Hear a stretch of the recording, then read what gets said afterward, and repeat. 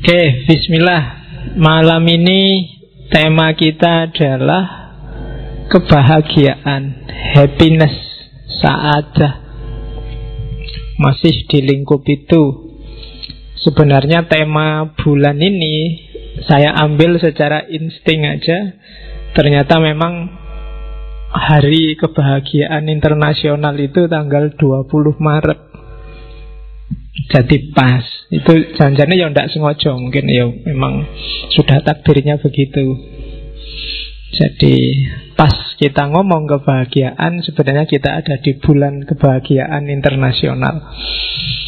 Oke, malam ini kita masih di dunia muslim setelah minggu lalu ketemu Al-Farabi. Hari ini kita ketemu Ghazali, tokoh besar Islam Sunni. Kalau katanya Zweimer yang orientalis Jerman itu, 4 tokoh besarnya Sunni yang paling berpengaruh itu yang pertama Nabi Muhammad, yang kedua ya orientalis itu Nabi Muhammad dijajar sama yang lain. Nabi Muhammad, yang kedua Bukhari, yang ketiga Asy'ari, dan yang keempat Ghazali. Tidak mungkin kalian gak pernah dengar nama Ghazali. Zaman saya dulu kuliah S1, kalau mahasiswa sudah sumpek nyari judul, pelarian terakhir Ghazali. Karena bahannya banyak, terjemahannya banyak. Tinggal milih yang belum apa. Ada zuhud menurut Ghazali, sabar menurut Ghazali. Pokoknya semua kabeh nurut sama Ghazali. Nggak ada yang nggak nurut. Itu kan sama kayak mahasiswa tafsir, isinya selalu nurut Al-Quran. Sabar dalam Al-Quran, zuhud dalam Al-Quran, pokoknya selalu dalam Al-Quran. Oke, gula dalam Al-Quran. Ya, akhirnya dirubung semut Qurannya. Oh, ada gula kok dalam Al-Quran. Oke, saya tidak tahu yang ada di kepala teman-teman tentang Ghazali apa. Dulu waktu sesi filsafat Islam kita sudah menyinggung sedikit tentang Ghazali. Tokoh yang ilmunya lengkap dalam tradisi kajian Islam. Ya fikih, ya kalam, ya tasawuf, dan termasuk filsafat. Dia juga ahli. Jadi tokoh yang multidisiplin. Multidisiplin itu orang barat nggak percaya. Bagi orang barat, manusia itu sak jago-jagone mendalam di ilmu itu ya satu, spesialis. Tapi sejarah membuktikan banyak tokoh yang ilmunya multidisiplin. Tidak kayak orang modern sekarang. Mungkin karena orang modern sekarang banyak kenyamanan-kenyamanan sehingga agak manja. Tapi orang dulu meskipun hanya bekalnya tinta yang dicelup, lampu yang tidak terlalu terang, tapi karyanya luar biasa, ratusan. Kita sekarang yang fasilitasnya luar biasa, pingin kitab apa tinggal download. Tapi kan akhirnya kita jadi manja. Zaman dulu para ulama nyari satu hadis saja bisa jalan berbulan-bulan. Kamu download Maktabah Samilah itu dapat ribuan hadis langsung, tapi dibuka aja enggak. Oh, itu menurut saya kemanjaan postmodern. Jadi kita jadinya generasi yang tidak tangguh di bidang sains. Padahal dulu sudah mati-matian dicontohkan oleh generasi Islam awal. Ghazali itu kitabnya ratusan, meskipun banyak diantaranya yang lenyap. Seiring dengan surutnya kekhalifahan Islam. Ghazali lahir ketika Baghdad hampir jatuh. Sampai Baghdad jatuh diganti Seljuk. Dan nanti sekitar tahun 1100, saya apal tahun meninggalnya Ghazali karena mudah diingat, 1111. Kalau lahirnya 1059. Jadi meninggalnya masih muda, 52 tahun. Tapi karyanya luar biasa. Ghazali salah satu tokoh intelektual muslim yang menurut saya normal. Normal dalam arti dia ndak ada aneh-aneh. Kalau benar ya dibilang benar, ndak bikin aliran aneh-aneh, ndak bikin pikiran yang kontroversi. Tulisannya juga, dia filosofatnya sangat tinggi, tasawufnya sangat tinggi. Tapi kalau dia nulis, dia paham audiennya. Jadi kitab-kitabnya Ghazali itu lumayan mudah dipahami. Saya membayangkan nanti kita ada sesi khusus 1 bulan ngomong Ghazali. Kita ambil 4 kitabnya yang bau filsafat. Yang pertama jelas Tahafut. Yang kedua Tahafutul Falasifah. Yang kedua Al-Munqidh Minadh Dhalal. Yang ketiga Maqasidul Falasifah. Yang keempat mungkin bisa Qistosul Mustaqim, atau kita cari yang lain seandainya ada yang lebih berbau filosofis. Tapi next time, pada saatnya, kalau moodnya ada ya. Karena mood itu kan nunggu ilham dari atas. Sudah saatnya kayak ada beberapa teman yang ngasih pertanyaan ke saya lewat Facebook. Ada yang tak jawab, ada yang belum. Ya alasannya simpel, nunggu mood aja. Daripada tak jawab sedang tak mood, nanti nggak nyambung. Atau ada yang nanya apa, tak jawab apa. Karena kalau tak jawab sesuai dengan kebutuhanmu, nanti mungkin kamu tidak akan nyampe. Jadi ada trik-trik kayak gitu. Tapi monggo yang masih mau tanya, cuma sabarlah untuk nunggu jawaban. Terus yang perlu dicatat dari Ghazali, dia awalnya intelektual murni, menjelajah hampir semua keilmuan Islam, dan nanti berakhir dalam tradisi tasawuf. Termasuk kitab yang malam ini banyak kita singgung, Kimiaus Sa'adah, kimia kebahagiaan. Meskipun slide yang kita tampilkan hari ini ada 1-2 yang saya ambil tidak dari Kimiaus Sa'adah, tapi dari Mizanul Amal. Beberapa kitabnya Ghazali yang menyinggung kebahagiaan kan setahu saya Kimiaus Sa'adah, Mizanul Amal, Ihya Ulumuddin, sama Al-Munqidh Minadh Dhalal. Cuma yang dominan malam hari ini kita ambil dari Kimiaus Sa'adah. Ghazali memuncak karir intelektualnya ketika Nizamul Mulk jadi Perdana Menteri. Dan dia mulai susut dalam arti berbalik dari tradisi intelektual kerajaan menjadi tradisi tasawuf itu setelah Nizamul Mulk terbunuh. Dengan era ontran-ontran, bagi teman-teman yang suka sejarah, silahkan dibaca betapa kerasnya memang persaingan antara Sunni dan Syiah. Di antara akibat negatifnya itu, nanti kan ada di kalangan Syiah Ismailiyah ada garis keras yang namanya Nizariyah.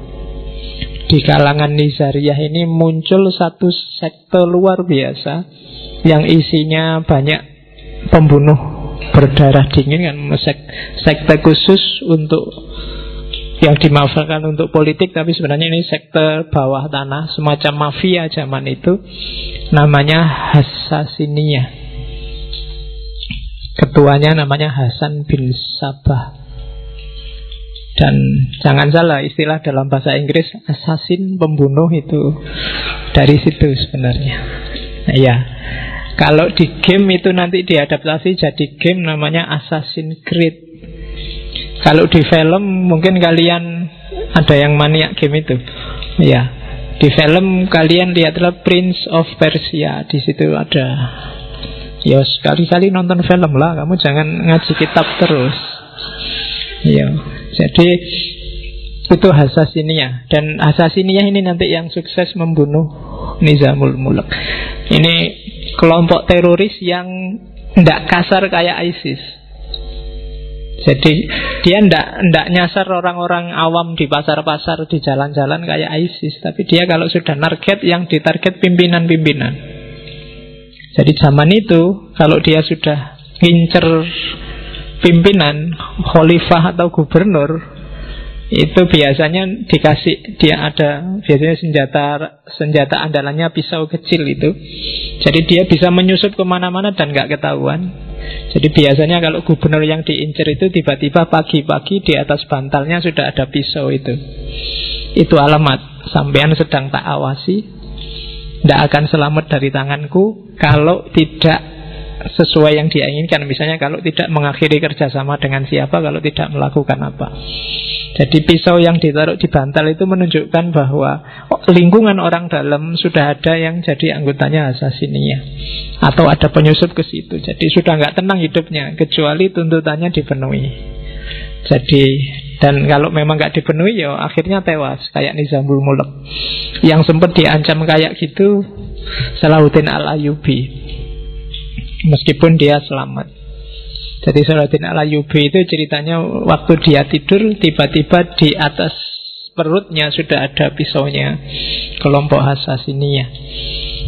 Meskipun kemudian dia menyerbu bentengnya Hasasiniyah yang namanya Benteng Alamut. Orang Barat kenal Hasasiniyah itu dari ceritanya Marco Polo. Marco Polo yang sempat kabarnya diajak ke sana. Dan uniknya kelompok Hasasiniyah ini kalau merekrut orang itu militansinya luar biasa, karena nganggap Hasan bin Sabah ini orang yang punya hubungan khusus sama Tuhan. Jadi ada cerita, saya nggak tahu benar apa enggak. Jadi kalau misalnya sampai yang direkrut itu biasanya dibikin mabuk, dibikin teler sampai pingsan, terus dibawa ke bentengnya. Cuma di situ bentengnya dimodel kayak surga, ada bidadari, ada makanan enak, ada. Jadi waktu pingsan terus sadar dia, jangan-jangan ini di surga ya. Terus manut sama Abdullah bin Hasan bin Sabah datang, ya kamu sekarang jadi anggota kita. Kalau kamu taat, hidupmu kayak di surga ini terus menerus. Wah, jadi caranya halus, tidak kayak ISIS zaman sekarang. Kalau ISIS bagi saya kasar. Jadi prinsipnya Hasasin itu pembunuhan yang tidak perlu, tidak usah.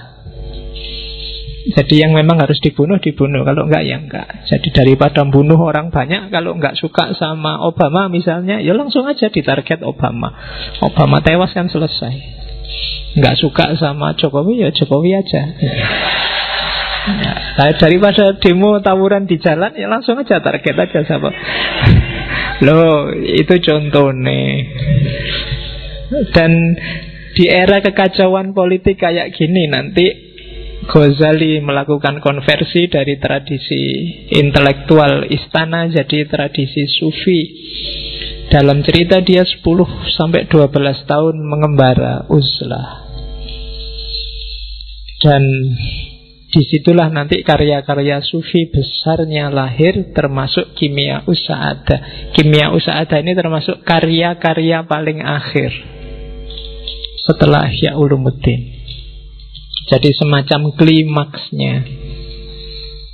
Dan ada cerita kenapa dia konversi dari tradisi intelektual ke tradisi sufi, karena dia tertarik oleh ilmunya adiknya. Adiknya ini sufi lebih dulu, Ahmad Al-Ghazali. Kalau Ghazali kan namanya Muhammad. Abu Hamid Muhammad bin Muhammad bin Muhammad, 3 kali Muhammadnya, baru Al-Ghazali At-Tusi As-Syafi'i Al-As'ari. Jadi namanya Muhammad, kakeknya namanya Muhammad, kemudian buyutnya juga namanya Muhammad, canggahnya namanya Muhammad. Jadi anaknya namanya Hamid. At-Tusi karena lahir di Tus, fikihnya Syafi'i, kalamnya As'ari.